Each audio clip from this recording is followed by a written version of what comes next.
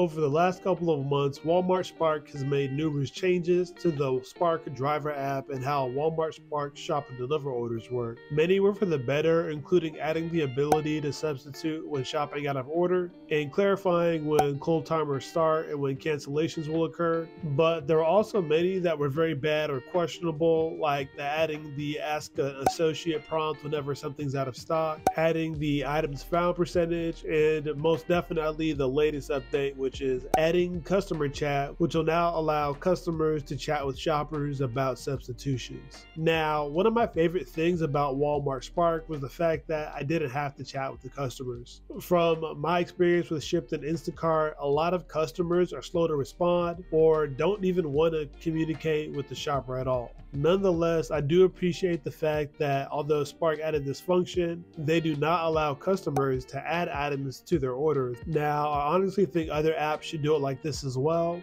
but after reading what Spark put out there and then using this new update myself, I've found 10 secrets that Walmart Spark doesn't want you to know about their new shop and deliver update. Be sure to like and subscribe for more content like this, and then let's start with number 1. With this new update, the chat feature tells the customer when you start shopping. Communication between the shopper and the customer can begin once the first item is scanned or marked unavailable. Now, for out of stock items, the app notifies the customer what item was out of stock, what you scanned in for the substitution, and that substitution initially goes into a pending state while you're waiting for the customer to respond. By the way, stay tuned to the end of the video if you want to learn about a slightly nefarious tactic to get around this. Now, once the customer sees that substitution option, they have the option themselves to either accept or reject that substitution in the app. They also have the option to send you a message in the app to discuss that substitution, potentially ask about other options. Now, from my experience, only about 10% of the substitutions I enter into the app result in a customer chat, and this is probably over my last 40 or 50 shop and deliver orders. I just typically see either the approved or rejected in the app, and it's usually approved or pending, honestly. Very rarely do I get a reject or a chat, and very typically, if I get a chat, I'm usually getting a reject with it.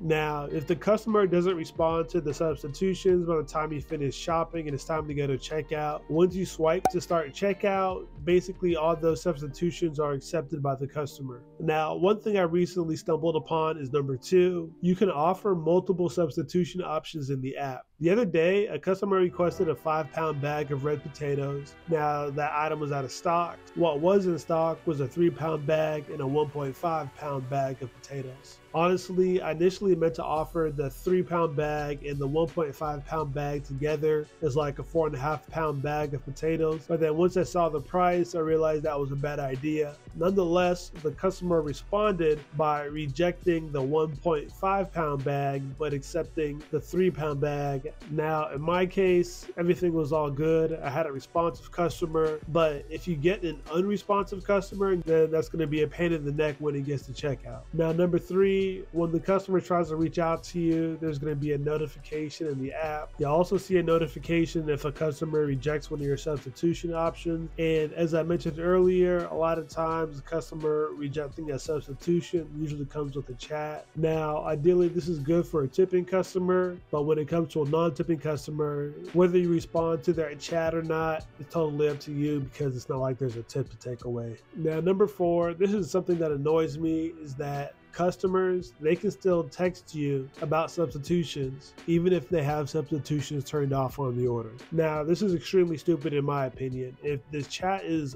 meant only for substitutions, it's not meant for add-ons, why does the customer even need to have the ability to contact me on that order? Now, I've already had to tell customers this at least twice since I've been using this functionality. Now, number 5, with the upgrades that Spark has made to the substitution functionality in the app, they've also added this new metric, this items found percentage. Now, there's a couple different things that people misunderstand about how this items found percentage is calculated, as well as how it actually impacts you. So first off, or I guess maybe fifth off, the items found percentage only is calculated when the customer has substitutions turned on. So if the customer has substitutions turned off, then this number is not impacted. Number 6, it doesn't count against you if you offer the customer a substitution and the customer rejects it. And then number 7, as far as how it actually impacts you, it actually doesn't. Spark states that this number doesn't impact any of your My metrics. box. Now, when it comes to the numbers that are in your My Metrics, like your acceptance and your ratings, you can be deactivated if your number gets into the red and stays there for a prolonged period of time. Now, since this number is not a part of your My Metrics, that means if it somehow becomes red, you cannot be deactivated for it getting into the red and staying there for a prolonged period of time. Now, what Spark does say is that your items found percentage may essentially correlate with your customer rating, like a higher items found percentage will equate to a higher customer rating. But I personally have an orange items found percentage and a perfect 5.0 green customer rating, so I don't think they really know what they're talking about. And that goes into number 8. One of the reasons that I have an orange items found percentage and a green customer rating is because I won't hesitate to mark an item as not found if all of the substitution options are trash. I'd rather bring a customer nothing than bring them a bad substitution option. A lot of times the substitutions options that the app suggests are pretty bad. Now, this is something that's a skill gained through experience. If you're new to Spark or you're new to shop and deliver orders, you might not want to do this, but it's totally up to you. You don't have to do exactly what the app says. Now, number 9, one of these things that can kind of help you get a feel for what the customer may want as a substitution. And with these updated functionality, I'm thinking customers may be eyeballing your substitutions a little bit closer, or at least Walmart Spark is trying to train them to, is recognizing the difference between a suggested substitute and a customer preferred substitute. Now, a customer preferred substitute is something that the customer specifically chooses as a substitute in case their first choice item is out of stock. Now, not a lot of orders have this, but it is something to look out for. It'll be more likely to impact your rating or potentially your tip than missing a substitution that the Walmart algorithm suggested. Nonetheless, with tip number 10, which is something that a lot of Spark drivers don't know, or maybe a lot of them do because a decent amount do use Walmart Plus, is that the Walmart shopping app actually tells customers when they're making their order whether one of the items that they've selected is low in stock and encourages them to add preferred substitution options.